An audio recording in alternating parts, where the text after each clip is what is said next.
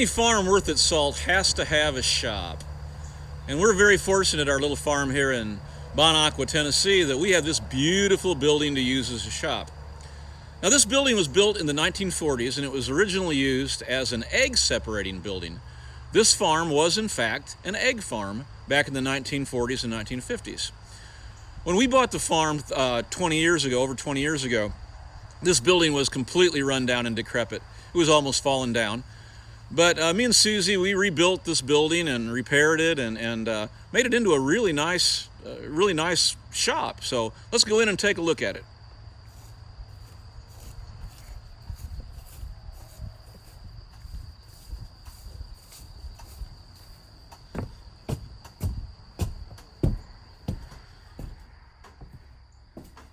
All right, so we do all our own carpentry work and we build all our stuff ourselves most of the time. So I have a full complement of real tools here in our shop. Also just have a lot of cool sort of old memento, all old nostalgic kind of things. Love this old shop. It has a real tongue and groove wood floor. And, it's still just as solid and as even and level as it was built yesterday. It's an amazing bit of construction that they did when they built this building. Fantastic old building. There's the old roof. Just well built.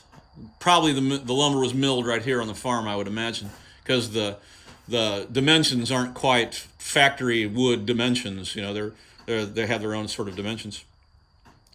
Table saw. Old sled over there from my childhood. Oh my goodness! There's Bob Dylan. Hello, Bob. Folks, you never can go very far in my life without running into Bob Dylan. Bob Dylan is the river that runs through it in my life. Yes, that's right, my friends. Bob Dylan is the recording artist that runs through my entire life. I first heard of Bob Dylan in the fall of my senior year. I was 18 years old, back in Sheffield, Illinois. And prior to that point, I was heavy into music. I love music, but most of the stuff I was listening to was, some of the sort of country rock that was happening in the Midwest, the Ozark Mountain Daredevils, Black Oak, Arkansas, Pure Prairie League, folks like that. And then some of the country artists as well that I heard on my dad's, truck radio, and, Tanya Tucker and Johnny Horton and, of course, Hank Sr., people like that. But my sister came home from college and she said, "You've got to listen to this guy named Bob Dylan." Now, mind you, this is 1977. There's no internet or anything, so, that's how you got information in those days. It was all word of mouth. So I thought, well, Bob Dylan, I'll check this out. In those days, I was listening to 8-track tapes. That was the format that we used in those days, in the 70s. So, I went to, there wasn't any real record stores in Barrow County, so I drove a long ways in those days. To drive 60 miles was a long drive in those days. I drove 60 miles to the Quad Cities and went to this record store, and I found this 8-track tape, Bob Dylan's Greatest Hits. And I bought it, took it home, and immediately it changed my life. 100%. I've never been the same since that experience listening to Bob Dylan's Greatest Hits. The first time I put it on in my 8-track, I was just transfixed from the first listen. And I listened to that 8-track for hours. I just drove around Barrow County in those back roads listening to this fantastic music. 8-tracks, of course, went in a loop in those days, so you could just listen over and over again. All those songs on that record were just, as people say, they were roadmaps to the soul. Blowing in the Wind, Tambourine Man, Like a Rolling Stone, Positively 4th Street, Hard Rain's Gonna Fall. It just changed my life. And that entire year, I listened to Bob Dylan's Greatest Hits all the time. Now, mind you, in those days, again, music just wasn't readily available, so that's kind of all I had. That's all I had to go on my entire senior year of high school. That's what I listened to all the time. And when I went to college then the next fall, I on the dorm room floor, there was a fellow who had 60s parents. They were of the 60s generation. And he wasn't into the 60s music at all, the fellow that I knew. And he loved hard rock, sort of Midwestern hard rock.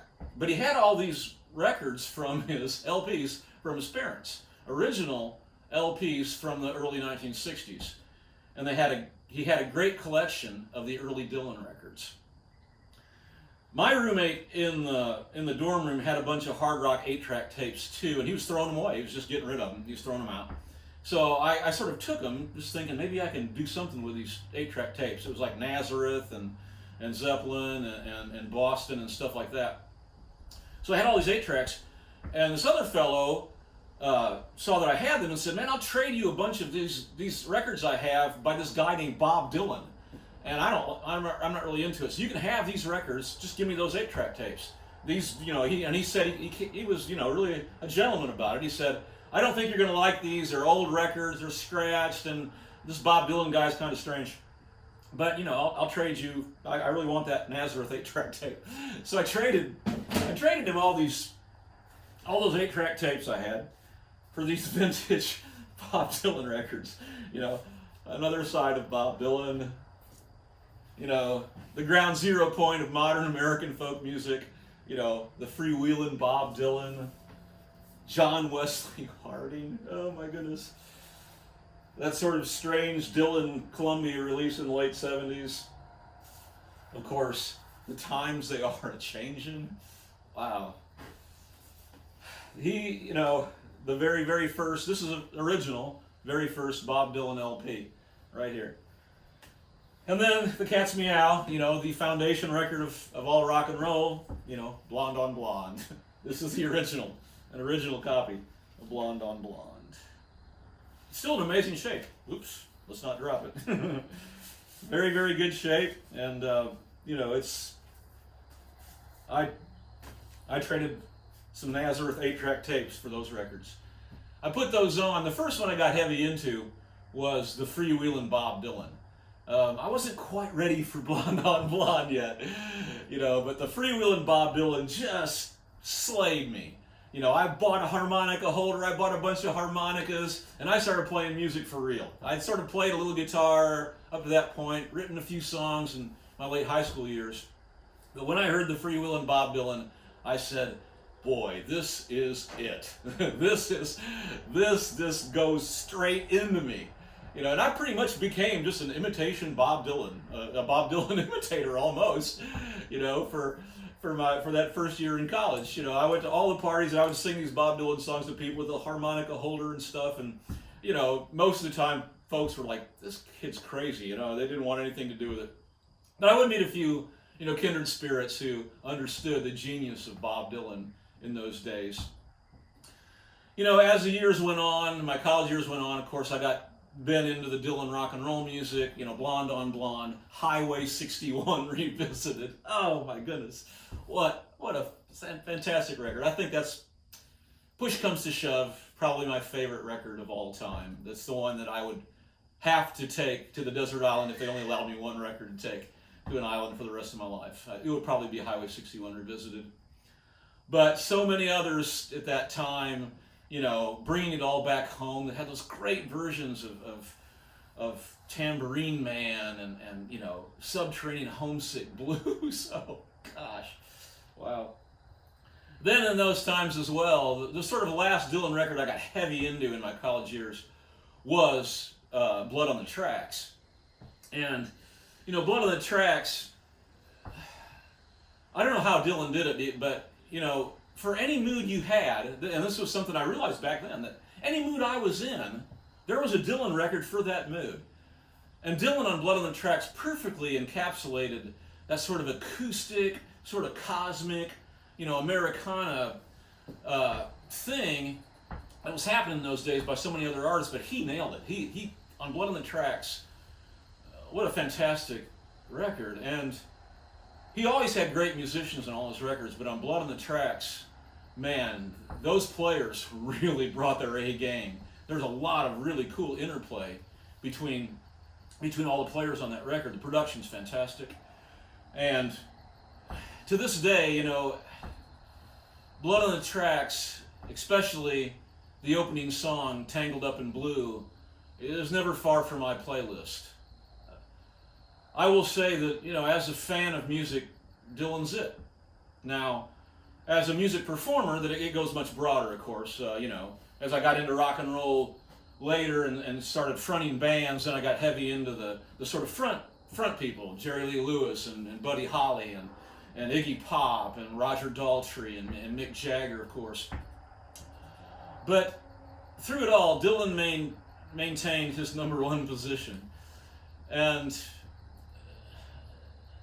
no song probably encapsulates that relationship that I have to any artist's music better than the song I'm going to sing for you right now. This song is called Tangled Up in Blue. It's the opening song from Blood on the Tracks. And the song, especially to that 19-year-old college kid, it was like, wow, I wanted to be all the characters in that song. It's such a hopeful song and so romantic and so historic and on so many different dimensions. As Dylan said himself, it goes on different time dimensions within the song. It's an amazing song on an amazing record. What a great opening song for that record. So I sang this at a lot of parties, and most of the time it would clear out the parties because no one wanted to listen to a 10-minute song to start with, and most of them, they just wanted to hear a Boston song. They did not want to hear about this guy named Bob Dylan that this crazy Ringenberg guy was throwing at them at this party. So here we go, pull up a tent. This is going to take a long time to sing this. Here we go, with Tangled Up in Blue. All right, before I sing this song, folks, a big shout out to my friend from the island of Majorca in the Mediterranean Sea, Tony Montserrat, who gave me this straw hat years ago. It's going to wear well singing this song today, Tony, and God bless you. All right, so back in the day when I sang Tangled Up in Blue at parties and stuff, I knew every single word. I knew it from memory. It's a really long song. Today, of course, that's 45 years ago. So I'm going to use cheat sheets, lyric sheets, and unfortunately, you can't find big print lyric sheets for Tangled Up in Blue on the internet. And I'll be danged if I was going to type all those words out. Not that those words, there's too many of them. They were perfect. As Dylan said in the song, every one of those words rang true and glowed like burning coal. That actually applies to Tangled Up in Blue, the lyrics to this. Every word makes total sense and has its place. So, I'm going to thoroughly enjoy this, folks. Tangled Up in Blue.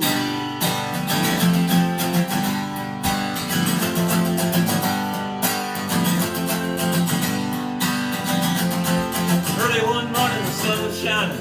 I was laying in bed, wondering if she had changed it all, if her hair was still red. We folks that set our lives together, sure was it gonna be rough. Never did like Mama's homemade dress, Papa's banquet wasn't big enough.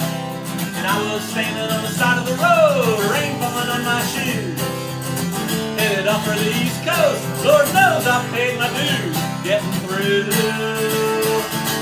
tangled up in blue. She was married when we first met, soon to be divorced. Helped her out of a jam, I guess, but I used a little too much force. We drove that car as far as we could, abandoned it out west. Stood up on the dark sad night, both agreeing it was best. She turned around to look at me as I was walking away. I heard her say over my shoulder, we'll meet again someday on the avenue, tangled up in blue.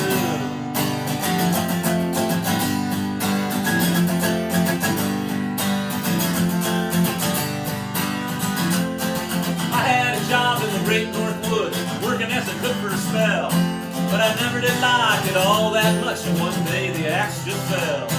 So I drifted down to New Orleans, lucky to be employed, working for a while on a fishing boat right outside of Delacroix.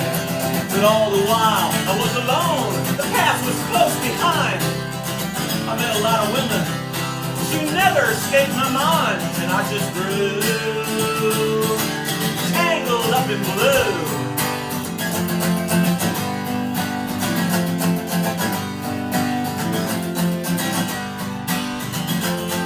She was working in a topless place. I stopped in for a beer. I just kept looking at the side of her face in the spotlight so clear.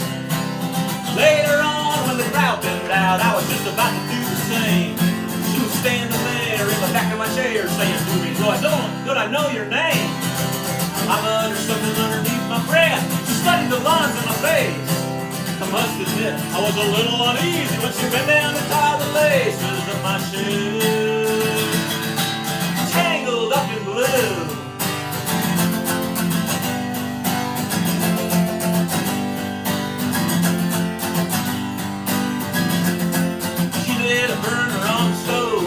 Offered me a pipe. I thought she'd never say hello, she said. You look like a silent type. And she opened up a book of poems and handed them to me, written by some Italian poet from the 13th century. And every one of those words rang true and glowed like burning coal, pouring off of every page that was written in my soul for me to you. Tangled up in blue.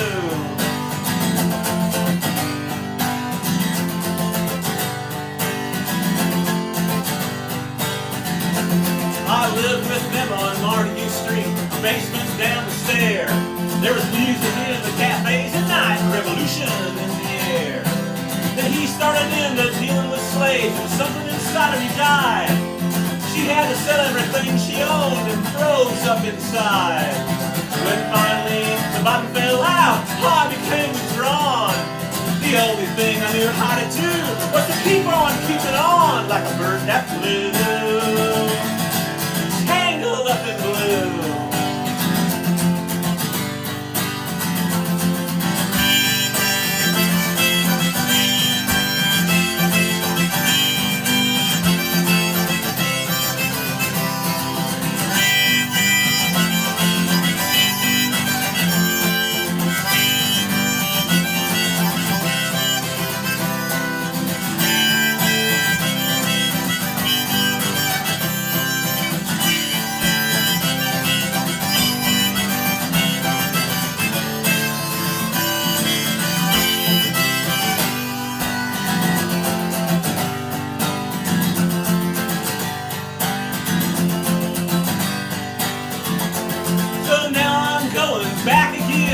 To her somehow. All the people I used to know are an illusion to me now. Some are mathematicians, some are carpenters' wives. I don't know how it all got started. I don't know what they do with their lives. But me, I'm still on my own, heading for another joint. We always did feel the same, we just saw it from a different point of view. Up in blue.